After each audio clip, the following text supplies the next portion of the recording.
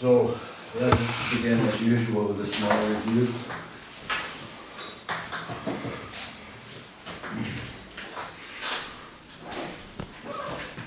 We are considering Riemann surfaces.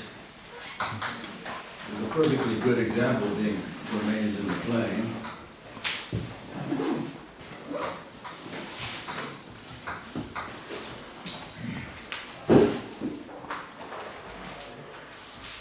That means we have local coordinates,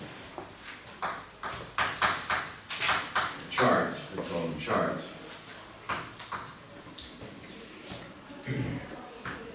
which are open sets, and homeomorphisms. And these homeomorphisms in this case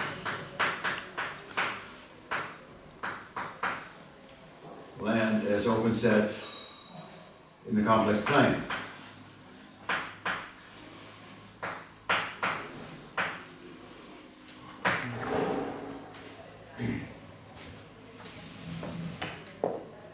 So you should have, if this Riemann surface has some interesting topology, for example, I always like to draw a picture with several interesting pieces, but maybe not compact, doesn't matter in this discussion. And U is some open set here, this is X. U is some open set here, UI, and UI is mapped to the complex plane someplace where we can do analysis in the coordinates of the complex plane, local normal form and all this stuff.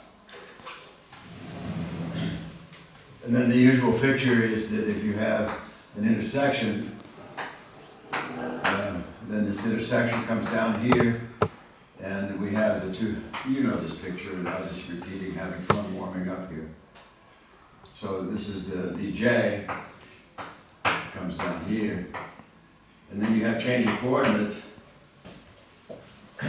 which if you write it carefully, it's a mapping from Phi, which is you go upstairs back, and it's only defined on this intersection. So that's the picture of a manifold, and that's really the picture of every manifold. It's just a question of the compatibility of the coordinates. The compatibility says if these coordinates are differentiable, then you can discuss differentiable phenomena on the surface. If these coordinates are holomorphically compatible, then you can discuss holomorphic phenomena on the surface. So here, for us, this Pij, these Pij's are required to preserve the holomorphic structure.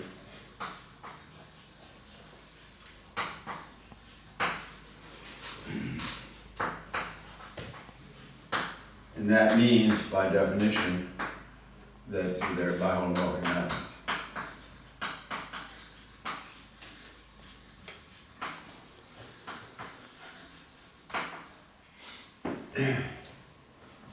So that means in this picture, since you have this atlas, you can always discuss functions, in particular holomorphic and meromorphic functions.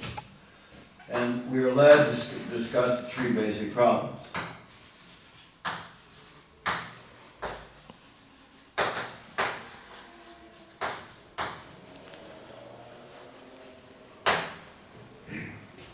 Sort of guiding problems, at least for me, when I explain complex analysis, elementary complex analysis, is this. Problem one, let me write them all again. Problem one, given a meromorphic function on X, meromorphic function on X,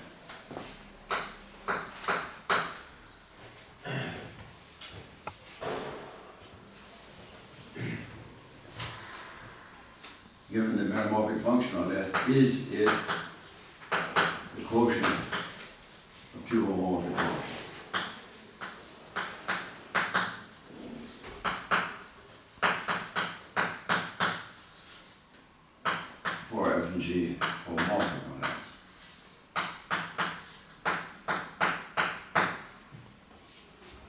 some of you have very good questions, and just please note,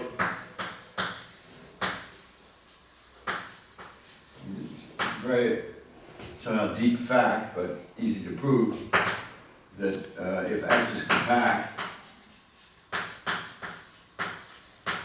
then there aren't any holomorphic functions other than the constants. Maximum principle. You talk. Open mapping theorem, maximum principle. It's amazing. That statement generalizes to higher dimension very easily. Some of you pointed that out, I think. So that means that this question definitely has a negative answer as long as you have some meromorphic function. Maybe you don't have any meromorphic functions either. Right? So problem 2, given, see, this is it's a construction problem, all of these. Given the divisor on X, that means, depends how you look at it, but it means you prescribe the poles and zeros up to some multiplicative factor. This is a multiplicative problem. Is there a meromorphic function on X with the divisor of this meromorphic function equal to the given divisor? So this is, as in the first problem, a question of constructing something, namely in this case constructing a meromorphic function. You're standing there completely naked, you don't know what to do, you have to make something.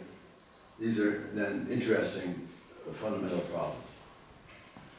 And the final problem is also the same type. This is a multiplicative problem.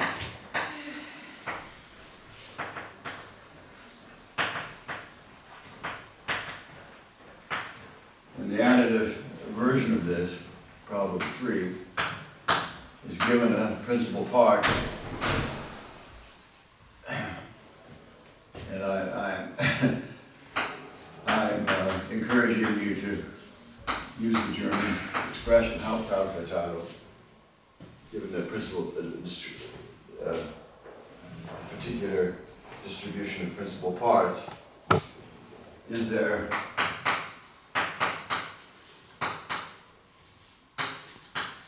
a meromorphic function, construction problem again,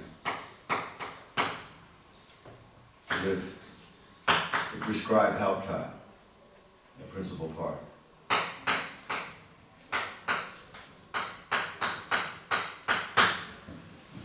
This is not at all obvious that the answer to any of these problems is yes or no. It's highly non-trivial problems and have ramifications in every subject in mathematics. So it doesn't look like it here because I haven't given any of the applications, but as soon as you have these meromorphic functions or holomorphic functions, then you have a lot. Now, I said it's a fundamental remark.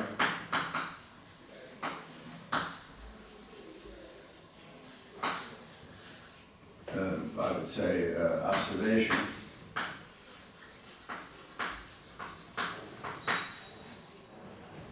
Proved by Heinrich Benke and Karl Stein,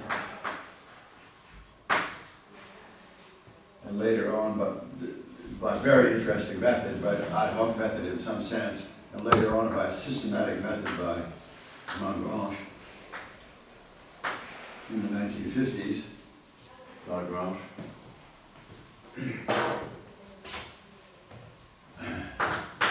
For X non-compact,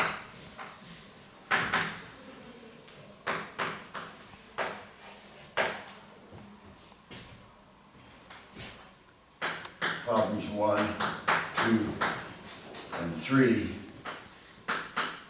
have positive answers.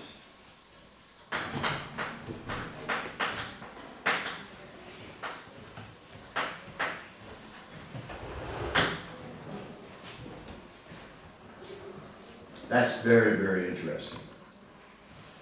That means you can construct a huge number of meromorphic functions, solve these problems, and holomorphic functions with given data. So these problems all of the following type: given data, find the function. Given data, find the function with that data.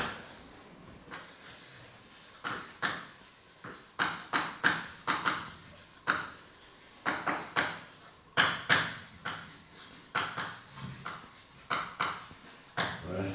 Given a divisor, find the function. Given a help tau for a tau, find the function. Given a meromorphic function, find all this. You must construct these functions. Now Remmel's theorem proves a general theorem, which is a very interesting theorem. Very general, and this is just a special case of it, in the mid-1950s.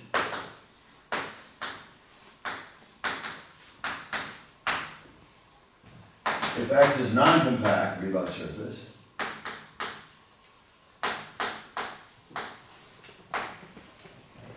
then X can be biholomorphically embedded in C3. Biholomorphic embedding as a closed submanifold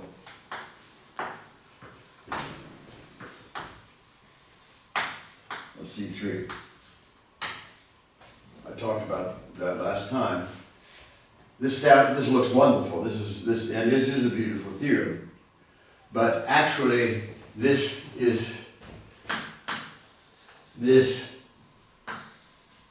reflects the fact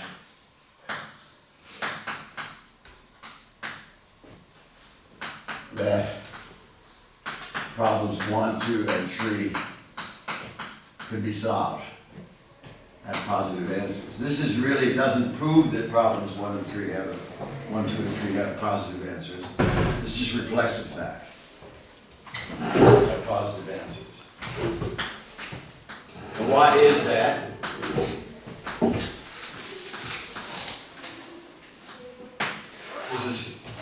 This is how do you do something if you have a submanifold?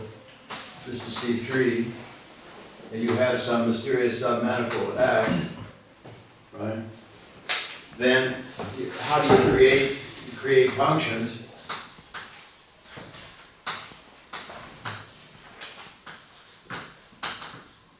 by restriction?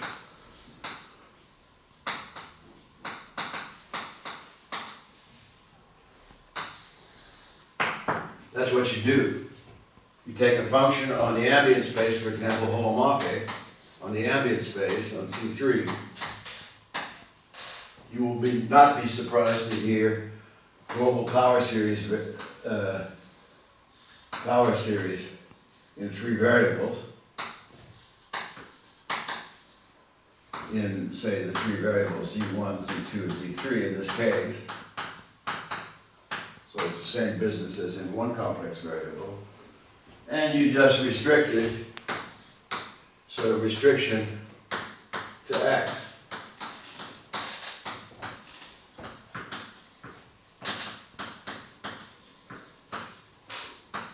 It's not surprising that's a good thing to do, right? So if you have something embedded, you can restrict stuff from the ambient space, and you get many things. Whether the question is here, do you get everything? Does one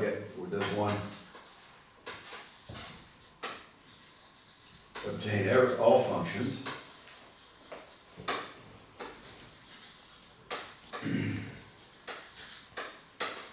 By restriction? The answer is yes. Let me formulate this in a nice way. So this means if the way you should write this, I always say you should write a map. It's my opinion anyway. If let's call this map I because it's the injection, the embedding Embedding starts with E, by the way. I'm always confused about whether embedding starts with E or I, but I avoid that by saying this is the injection. I'm sure injection starts with I. So this is the injection at C3, and the statement is that the pullback of the holomorphic functions on C3 equals the holomorphic functions on X. Right? Every function is a pullback. That's what restriction really is. Right?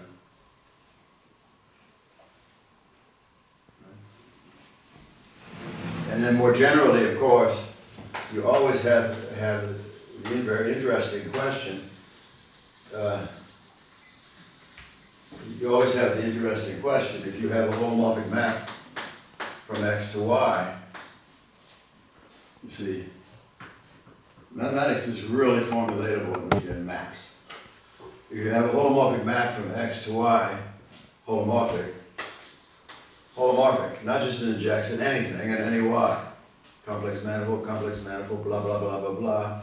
You have the obvious question, is what is the pullback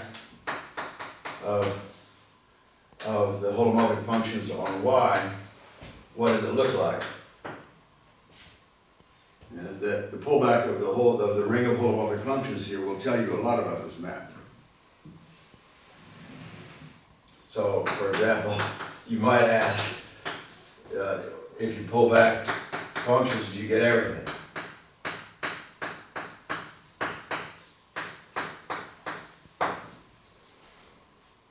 I don't know whether you had enough, you're hanging out maybe with the wrong people, but let me emphasize the right way to look at what the pullback is of a function. It's nothing fancy. It's contravariant. So that's the reason we put it up here. Pullback of a function is just that.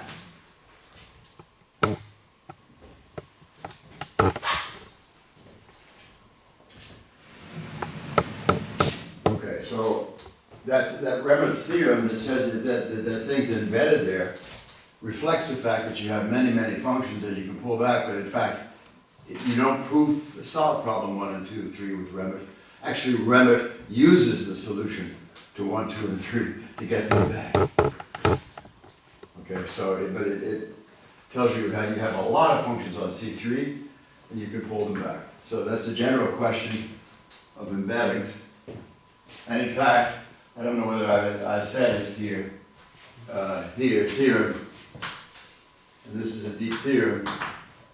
In the case, did I write it? I did write it. Here. Here's the deep theorem.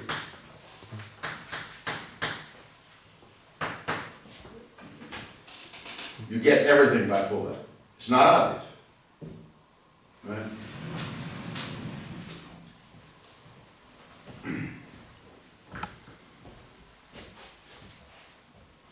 Okay, that is just a little review of what's going on.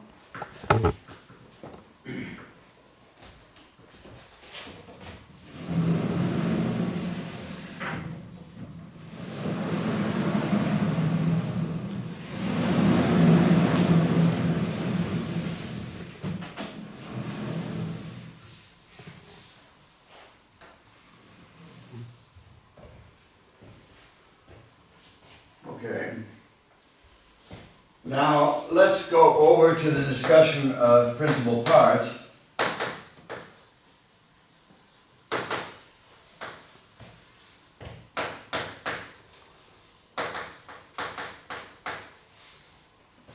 We have to think about out of here because we have a principal part. That's the way to remember. I will never forget it now. It's nice. You must stay in that. If you go and you become a financial engineer or something like this, no, I don't think you will become a principal part.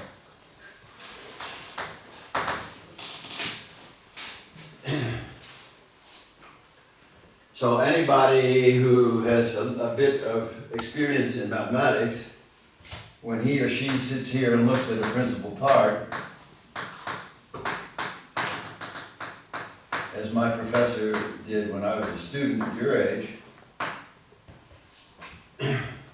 our professor wrote this over. So that's the way a principal part looks at some point. But really, a principal part is an equivalence class.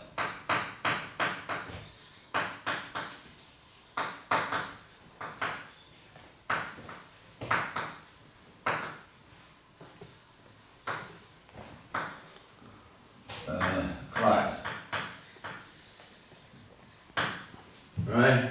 So what's the point? If you have two holomorphic functions, they're equivalent, two meromorphic functions, M1 and M2 are equivalent at a point, say, I don't know, let's say 0, or here it's 0 in the plane, if and only if their difference is holomorphic. Right? It's the polar part of the thing. But it's not, you see, I don't see any coordinate z here. Right? This is a good equivalence relation. Just two things that are the same if they have the same principal part. Okay. Yeah. So you see, OPIC is coordinate is free of coordinates. So. Yeah, you're much happier about this. Deepak, did I see you ask a question? Did you have a question? No. Okay. Yeah, this is clear, right? I mean. Yeah, so the coefficients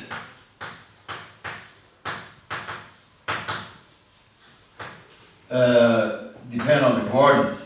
So let me write them here. A minus n through a minus 1 depend on coordinates and the choice of coordinates.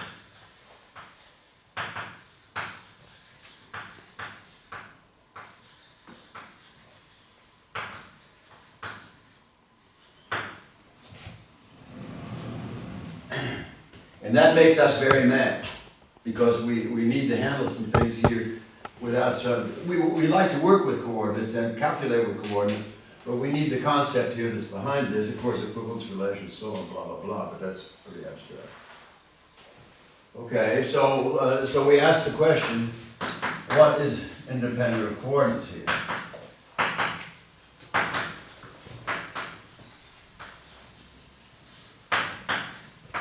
Of the coordinates.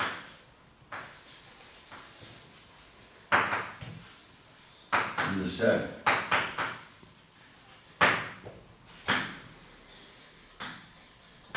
We're going to solve this problem 3, we need to really know what's going on with coordinates. Well, one answer here is the degree. The n, which we could call the degree of h at the point P, which is the same n as up there, is of course, if you change coordinates, you have the same degree. It's completely obvious, right? You change degree is an example. Is independent.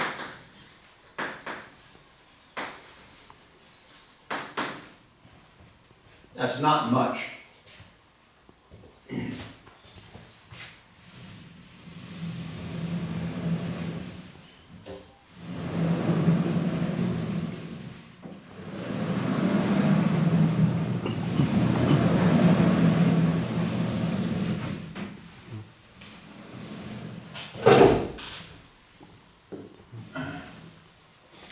Some very interesting, I screwed this, I'm sorry, I messed up this thing, I'll try to. A friend of mine is very tall, so I'm short, so it doesn't help. Nico, why should you come here and write on the board? I'm very tall. This is one German colleague of ours I like very much. It's fantastic. I have to go up and down like this and do this and this. He just stands there and writes. It's just amazing. He could be an American basketball player. I don't know. He's not though.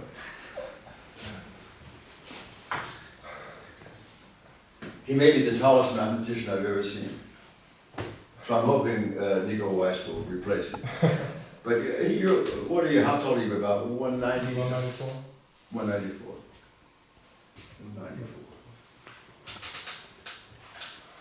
Yeah.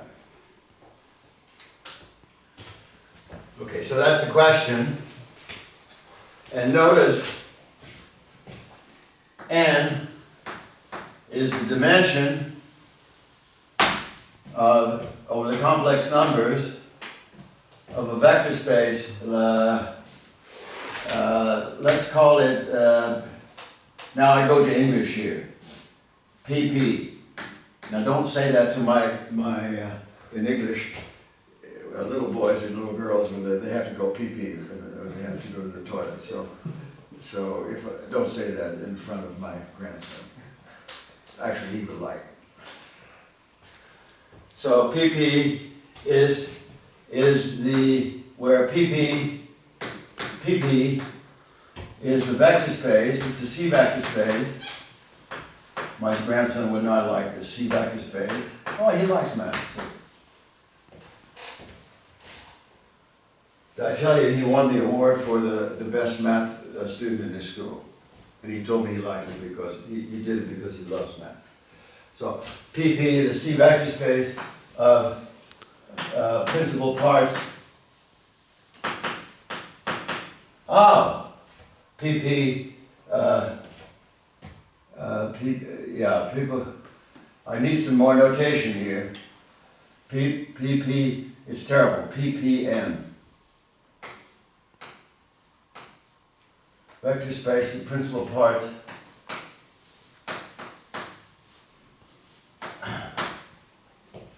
Principal part distributions. German is much easier. Of degree n.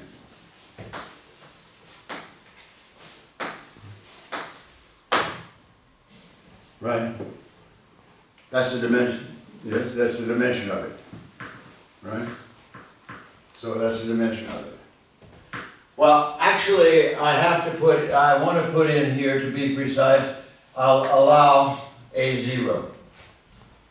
And then plus a holomorphic. And then, so I will allow this all the way here. Allow this whole thing to be the key thing. I want to put that constant in there. So maybe the dimension is n plus 1. Right? Because I put in the constant. Okay.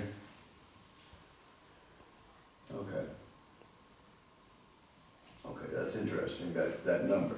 So that's well defined.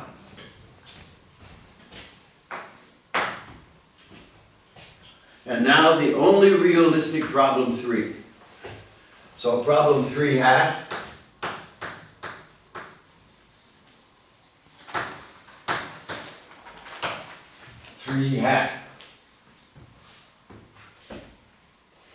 This is, I would call, the Riemann-Roch problem.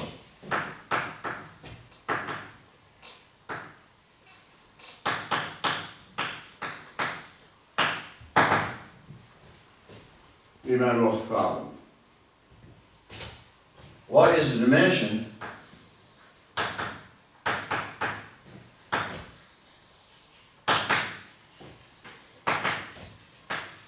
of the image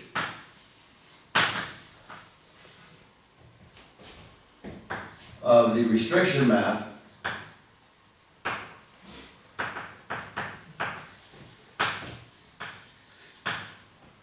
from global meromorphic functions on X to ppn?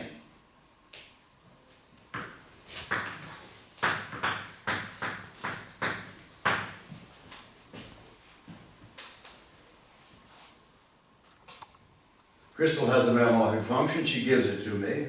I don't know what it is. I know what it is. I looked at it. Yeah. I can restrict it, and I get something in this canonically defined vector space ppn. Right? Okay, Jasper has another one. I restrict it, and so on. I mean, I just look at all the restrictions. I get it. That mapping is a reasonable mapping. Right? It's a linear mapping, by the way. it's linear algebra situation, however highly non-trivial. Right? So you restrict all these meromorphic functions and you get a bunch of principal part things. Clearly, if you add two functions, you add the principal parts. So this is an additive map. This is a group morphism, right? Homomorphism. So you're interested in the, well, it's a vector space, it's linear, right? Lambda times f goes to the principal part, lambda times the principal part. I mean, it's stupid. Okay? So the question is, what is the image of it? That I would call one of the basic questions of Riemann Roch. Nobody really knows who Roch was, but we know who Riemann was. Roch must have been in the student. I actually know, but it's a complicated story. So that's a basic question, and this question is since problem 1 is solvable, this is only interesting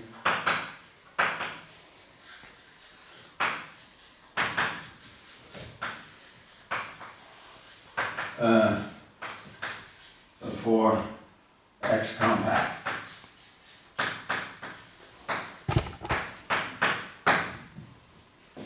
Right, because problem 1 is solvable, you get everything in the image.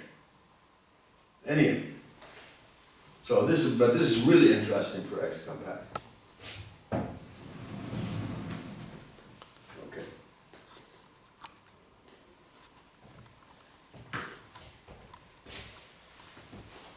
For example, here's X. And maybe we have our point here, P, and we have a coordinate chart around here, Z, and in this coordinate, P corresponds to 0. So I write down the principal parts. Maybe I want to have principal parts of degree 2. I don't really care too much about, maybe I only care about the image in this one. We always get the constant function. Well, I'll put it here. We always can restrict and get the constant function, so we really almost don't have to discuss that. We really have to discuss here. So, if the image is 2-dimensional, that means I get everything. If the image is only 1-dimensional, I don't know what I get, but I get something. I may get something, some combination of these coefficients. I might get something with a pole of exactly order 2.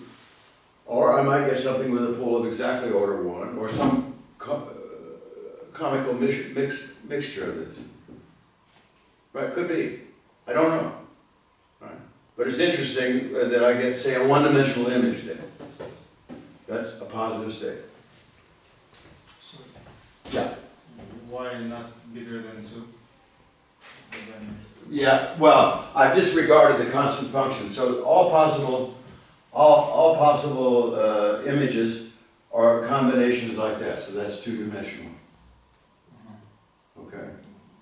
Why is it 2-dimensional? Why is it 2-dimensional? This is a complex number and this is a complex, well, okay, so the vector space, PP2 is the set of all I identify it with this using a coordinate.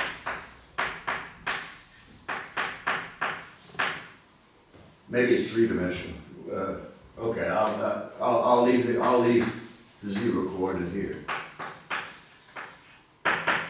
such that A0, A minus 1, and A minus 2. These coefficients here are arbitrary constant compact numbers.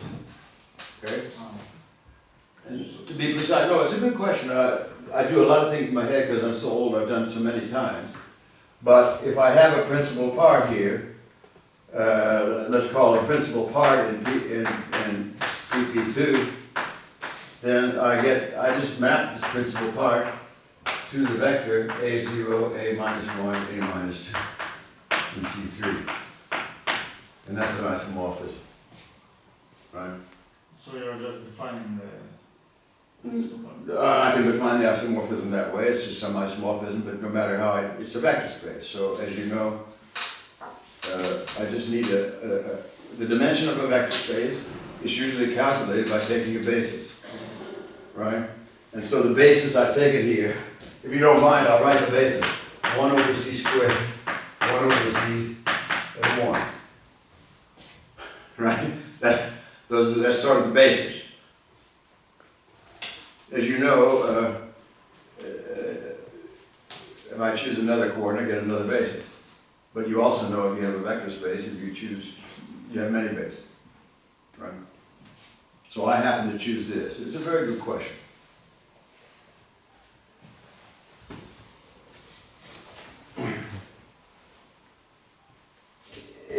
When professional mathematicians look at a problem, they look at the number, physicists also, by the way, of course, engineers. They look at the number of free constants in the problem. Usually, in any problem you have a number of free variables running around, right? And then you make sure that they're arbitrary and they can be arbitrarily chosen. And arbitrarily chosen means in some vector space. That's the reason we do linear algebra, by the way. That's one of the reasons, right? So the old mathematicians, linear algebra is a very new subject. I've told you this many times. The first book was written here in Hamburg, not so long ago, I think, 1926. The great mathematicians of the 19th century and so on didn't know the formalism of this, right? But they knew exactly, if you have free variables, they knew that was a three-dimensional vector space. So he was confused because I was thinking like an old mathematician because I'm old. So, but here are the three free variables, so it's a three-dimensional. That's the way you should think. Yeah.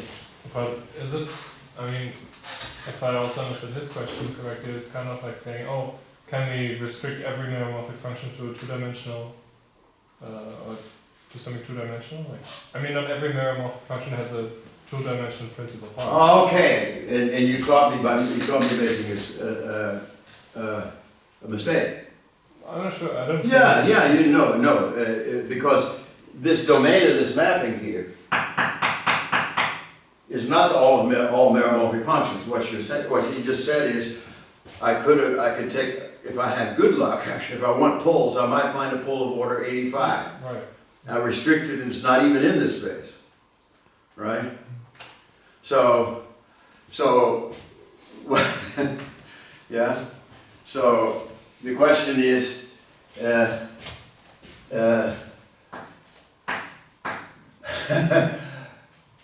there's standard notation to answer your question. I don't want to write this down here, it'll confuse you, but if I put something here, but I'm very happy, Nico, that you asked this question.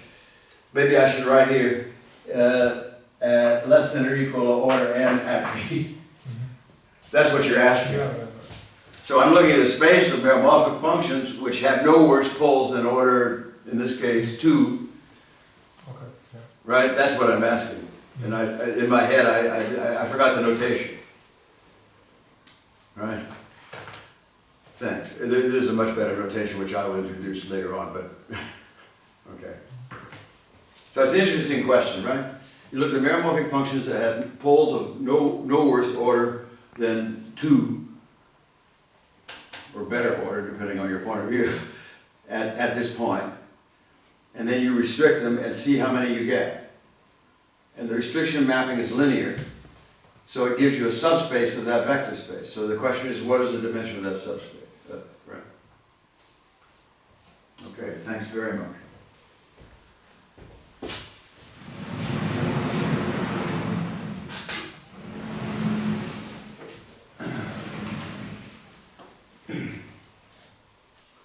Okay, I think we're okay. And so I tried to push on you that these numbers, just the vector space is the key thing, and it's three-dimensional and so on, but the numbers depend on the coordinates, right? I change coordinates to get different numbers. And then you say, in fact, Cauchy says,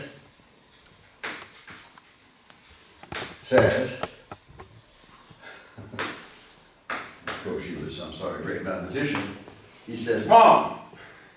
There's one number that I know does not depend on the coordinates. That you make a mistake. It says wrong.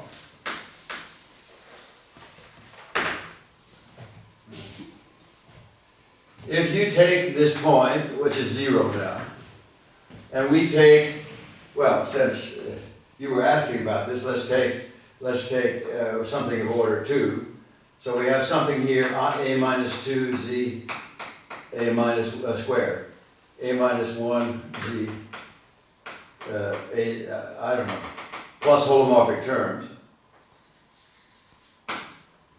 Take some principal part like that. And now, Cauchy says, all I do in life is integrate around poles. So we integrate around poles, right? This, of course, you can make many puns, and of course there are many nasty puns because, you know, in Western Europe there were many nasty about Polish people. So if you integrate around a pole, you have to ask what you get. It's a question with immigration from, it's a question you have to ask the German counselor. If you cannot, you see, that's the reason Germany takes all of these immigration people, because you can't immigrate around the pole. But Cauchy's always integrating around the pole, and my Polish friends love these jokes. They know more jokes than I do. So you try to integrate around this. So you integrate around this thing, and you say, well, Cauchy says, well, okay, we scale this thing and put the Cauchy kernel there, and I'll even write it out. Well, let's not even write it out. This is the meromorphic function, say m of z. Suppose we have something like that. Meromorphic function m of z. So you write here m of z dz around the blue thing. So I'll color it in blue. Gamma. One time around the usual thing, the boundary of that disk. You m of z dz. You get a minus 1. Isn't that true? Right? It's true, right? Because, right? If you wish, I will write this. This is the integral with obvious domain a minus 2 over z squared scaled, of course. Z squared doesn't give you anything. 1 over z gives you scaled the number 1, and so you get this dz. So you really get a minus 1. So Cauchy says, wrong, you lie. Right? If you integrate around here, you're going to get a minus 1, and that has nothing to do with coordinates. You don't see any coordinates there, do you? In reality, you do, because this is, in reality, you do. So what we learn here is that the key object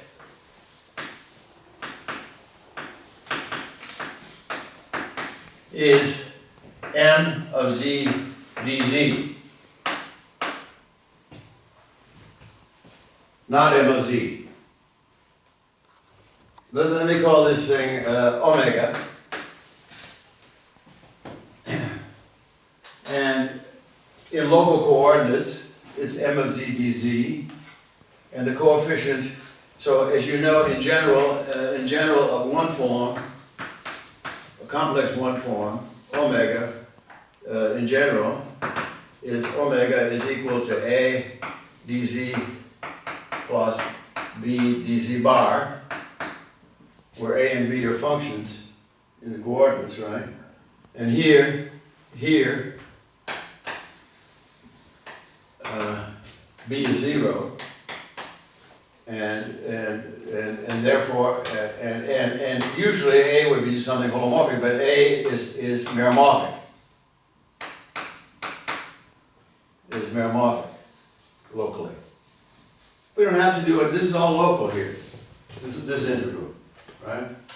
This is in some coordinates. It doesn't matter. It's meromorphic locally. Okay, so this guy here, so if omega is that so definition or notation,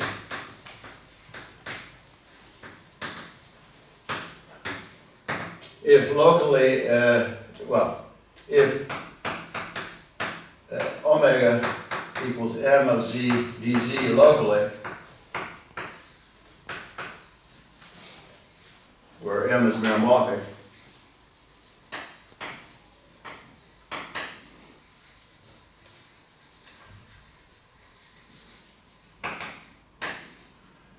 then we say omega is a meromorphic one form.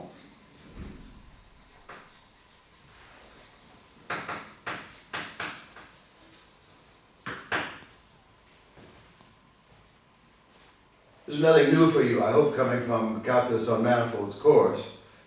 If you have a one form with coordinates x and y, right, it's a dx plus b dy, right?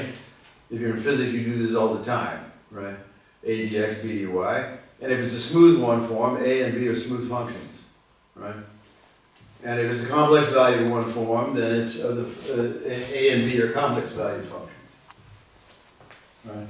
And if if the coefficient of dz bar is zero, identically zero locally, then that's good, because we only have dz terms. And then we require some interesting stuff. We require that A is holomorphic nature, which means meromorphic in this case, not just holomorphic. We allow meromorphic. It's called a meromorphic one form.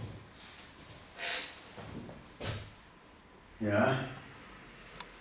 So, if omega is a meromorphic one form,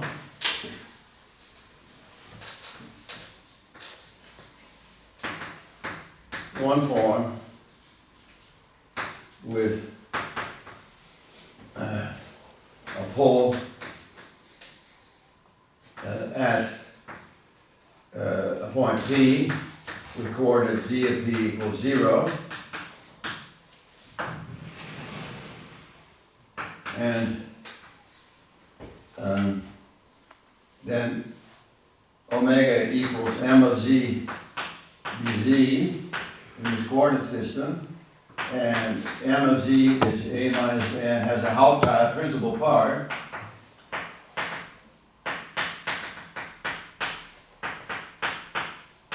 plus holomorphic terms.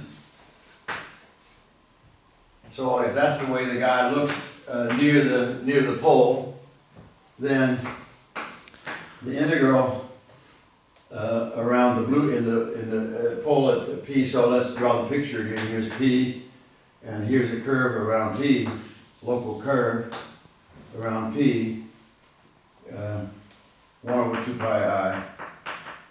The blue curve around P of omega equals a minus 1 is canonically defined.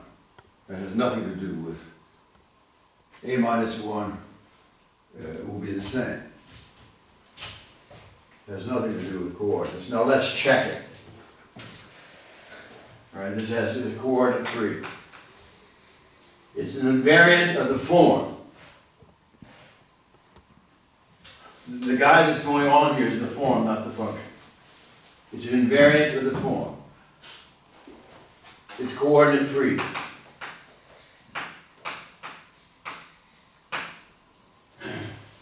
And whenever you see, you should check me, just like Nico pointed out, I made a mistake. That's very good. So you need to, maybe I made a mistake here. Okay. Now watch. Watch. M of z. So let's say z is w times the unit of w. That's change of variables, right? Z is a new variable w. I beat you on the head of this for a whole semester. This is the way you change variables. It's w times some unit. Right? That's z. Right? So, well, let's not only do m of z, let's just look at 1 over z dz. That's the only thing that counts, right? Because that's what we're integrating. Let's see what happens if I put in this is 1 over w times the unit, d of w times the unit,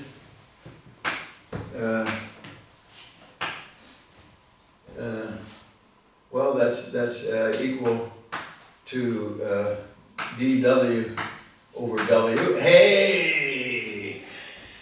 It's the same, right? Except I probably made a mistake here. I forgot something. I'll have to use the product rule, right? dW over W. I have to d this out. I got that canceled with that, so I get dW over W. What do I get here? Is W. Oh, it's wonderful. U prime W dW over what? W U W, and they cancel, and this thing is holomorphic, right? Because that's a unit doesn't vanish. So this is U prime over U. So the integral of this guy and the integral of this guy are the same, right? Because this the integral here, this part is 0. It's very interesting, right? That's really coordinate dependent. The integral is coordinate dependent. Right. That means you can calculate in your favorite coordinates. That's great, right? So right? Completely clear. Right? Now the way the old guys thought about this thing here is probably 1 over z dz. The way to think here, and it's not terribly dangerous, because we're thinking where z is not 0, at least locally. Oh, let's worry about this as d log z. And if you use the formula, that's what the d log z is, right? 1 over z dz, right? And so if you use the formalism, this is really what's being put in here, and then this term doesn't, you see easily this term doesn't count. The point is that, of course, the log on these units is additive, and change the multiplicative problem to an additive problem makes life easy. Okay. So if you have a definition now, I don't know whose definition this is, but it's an old one, that this number, 1 over 2 pi I, integral around gamma, and now I'll write gamma, a small thing here, gamma around p of omega, because we found out this was an invariant. There are 2 invariants we found out now: the dimension of this vector space, and this thing is called the residue at p of omega. Okay, it's called the residue of p at omega. Residue at p of omega. Yeah. And it's the coefficient. It doesn't matter what coordinates you do. In this vector space, you have all these things, and then this coefficient is somehow well-defined invariant, except it is not well-defined. It's only well-defined if you regard that as a meromorphic 1 form.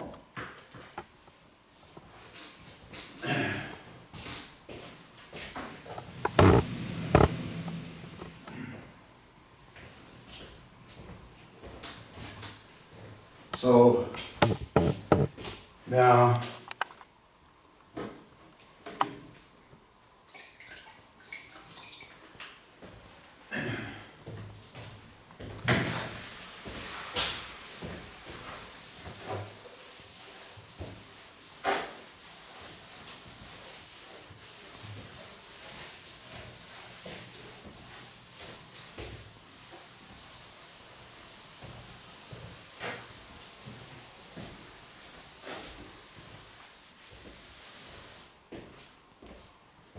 you need to learn then, as Henri Cartan said, if you want to do complex analysis, you need to learn German. And so there's but I learned this from Hermann Weil. I didn't learn this from Riemann, but I'm sure it's the language of Riemann.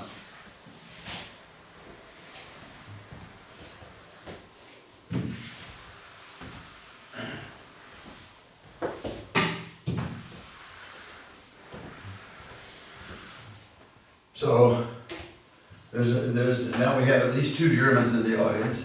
There's this word Gattung. Now this is, I think, an old German word, you don't see it too much, or unless you see it in biology. Right? Right? Yeah. So here, maybe you can, in a very simple-minded translation, call it type. Okay? So, it means type, maybe something like type. Look it up.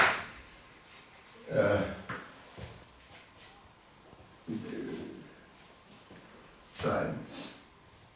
So there are there are forms of three types. So, three types. Form omega, holomorphic form.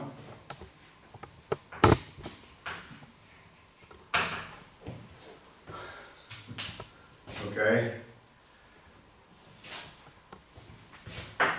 Omega, no terms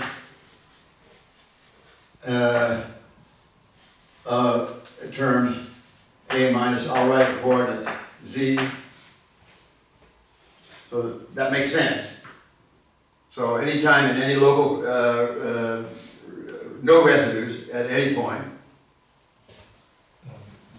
Does it mean that the residue is 0? Or That means sure, because the residue is 0, a minus 1 is 0. that means there is no residue. Hmm? That means there is no residue.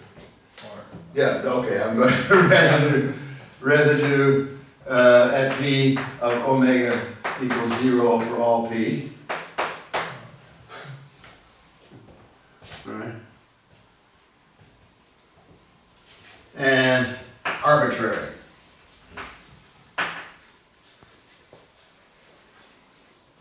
Well, with residues present.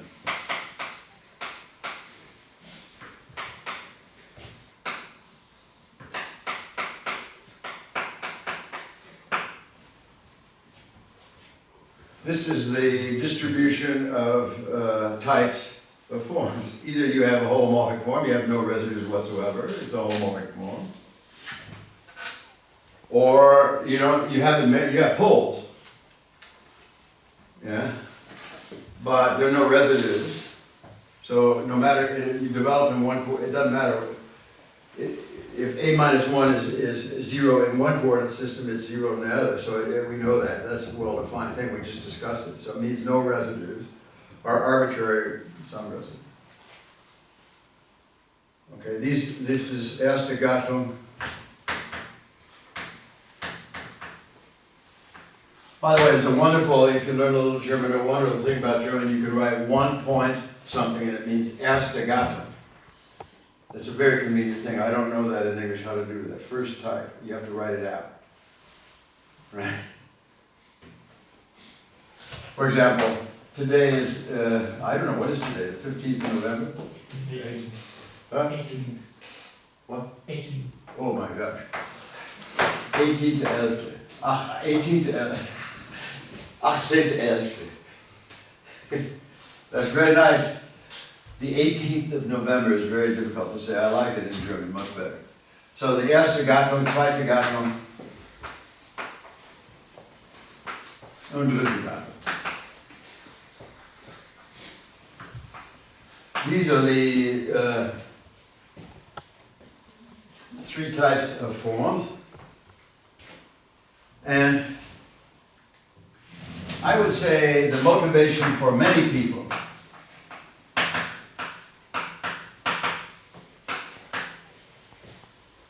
for much of early complex analysis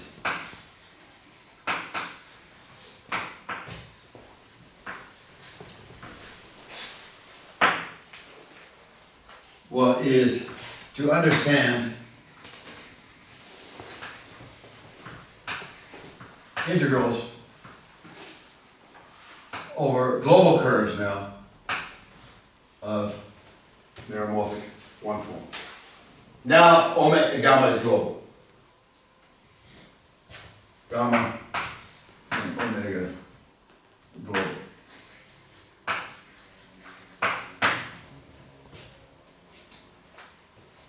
fantastically interesting questions, for example, about the orbit of Mars. I love this question about understanding the orbit of Mars, which Kepler in some sense tried to understand and never got any, he tried to understand it, but was not precise. So really understanding these integrals, these things occur in all sorts of physical problems. You might believe it, if this is one form, then ordinary differential equations are going to be playing a role here.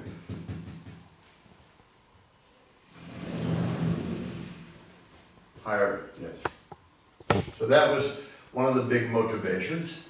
And so this is also related to problem 1, 2, and 3.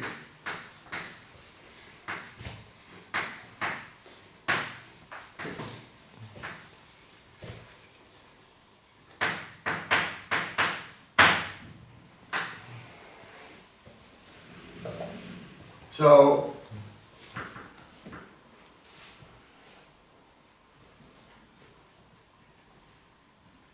how do you compute such integrals? Let's see a global picture. So global to local in this case.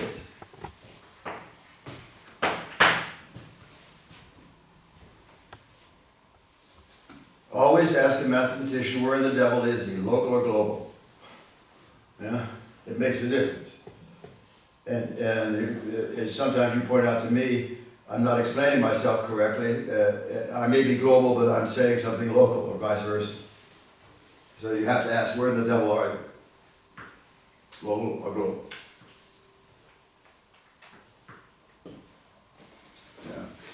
So in this case, let's suppose we have the gamma as a smooth curve.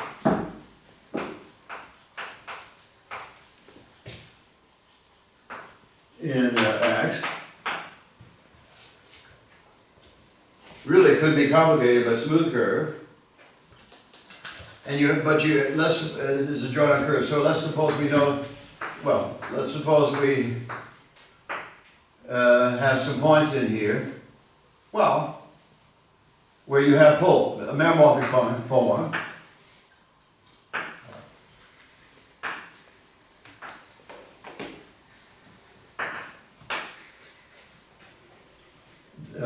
Defined in the neighborhood of, this is a domain D, defined in this thing, X, defined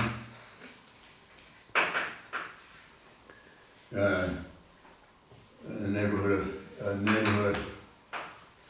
of D. So it makes sense. And you can have poles of this form all over the place. Okay? Now what you don't want is poles where you're integrating. So you can integrate around a pole, but not through a pole. It's a good joke to remember. I tell my friend Marek Kush, whom I like dearly in Warsaw.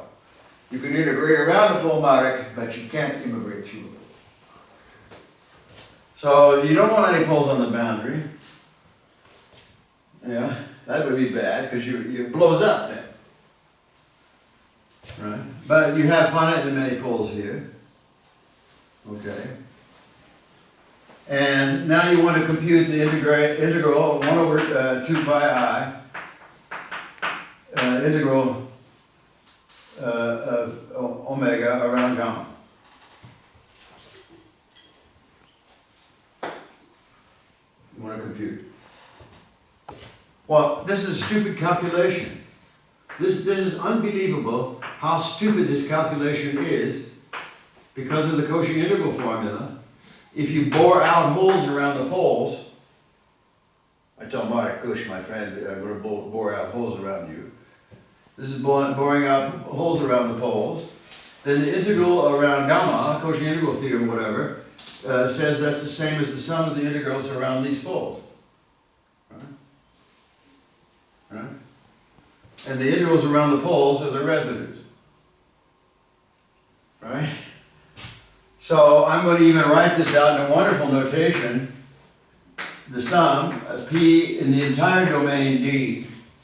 Because if you're integrating around a non-pole, you get 0. Right? So I can integrate around every point. So this is the residue, this is the main residue theorem.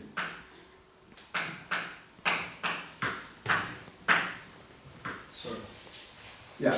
but is it always possible, what if you integrate through the pole, as you said? Yeah, well, it's possible. No, it's a good point. Well, he said, why is it not possible to integrate through a pole, right?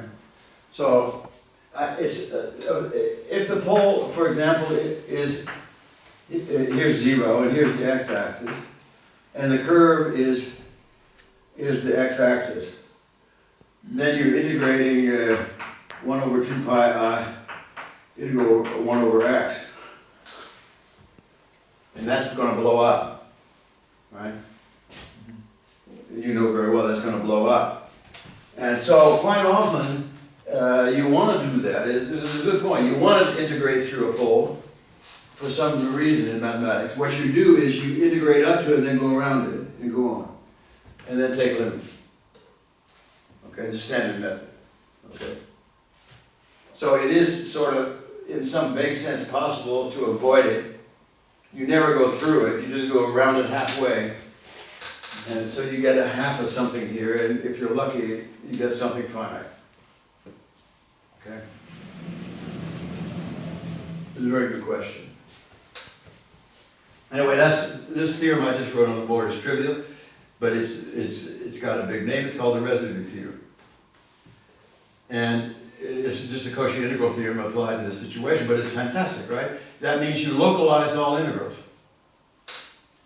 And, and to compute these things locally is a joke, because you just shrink these things down so it's just some limiting process. You don't really integrate, right? Some limiting thing. You never integrate really. Confirms my opinion that integrals, you never compute an integral. You do it by some other means. Here, by just shrinking down. So.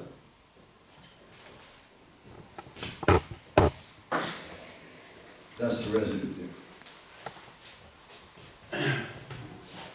Well, that's very nice. And now, a final remark. I think I have to finish at. No. When do we start? 9:40. Yes, I have to finish in 2 or 3 minutes.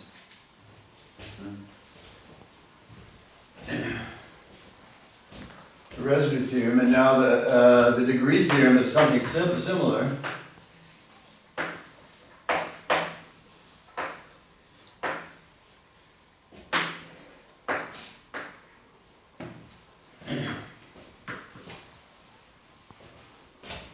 So, if we look at, now you're going to hate me.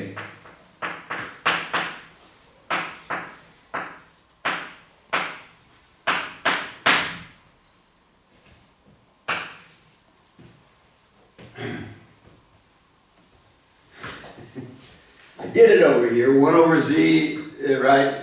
The integral of 1 over z dz is d log z. So I do the same thing here. This is a formalism to help me compute a meromorphic function, right? D log z. And maybe in the classical literature you will see this called, so it's the same, I'm talking about the same situation. Here's d and so on, and gamma and so on. And in the literature you will see this thing as m prime divided by m dz. So that's the meromorphic form. But I write it as d log m. I mean, it's correct in local coordinates, right? Because the exponential map is locally invertible. I can just do that and get log. So that's that. And now, if you apply the residue theorem to this thing, yeah, it's very similar to doing 1 over z and so on. What you get here is the degree of the divisor of m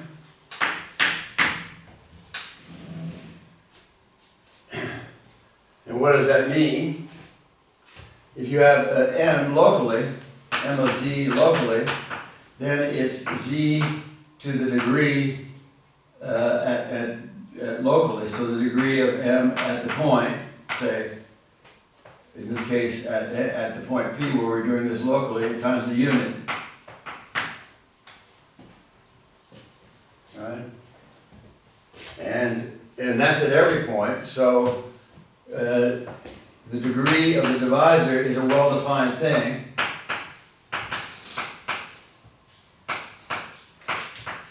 It is the sum of the local degrees.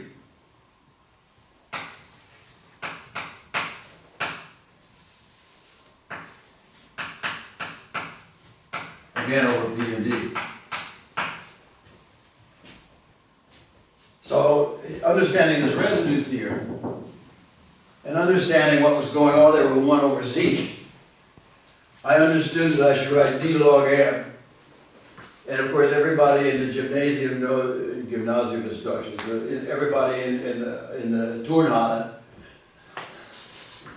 knows m prime over m dz. That's a meromorphic form. Yeah? I apply the residue theorem to it. But locally, what you're going to get here, when you take d log of this thing, you're just going to get this integer. Right? You're just going to get this integer. So all you're going to get is adding up the thing. So this is called the degree of this divisor. And this is just by applying a residue. Isn't that wonderful? You compute an invariant of the divisor by an integral. Or compute the integral by invariant of the divisor. Yeah? So there's a lot going on, that's my point today, with problem 1, 2, and 3. If you look really with locally what's going on with principal parts and divisors and all that, that you can read off a tremendous amount of information globally by adding up things like residue. And you can tell your friends that you learned the residue theorem and the degree theorem. And we will use that all over the place in complex analysis, both theorems. So thanks, and see you tomorrow.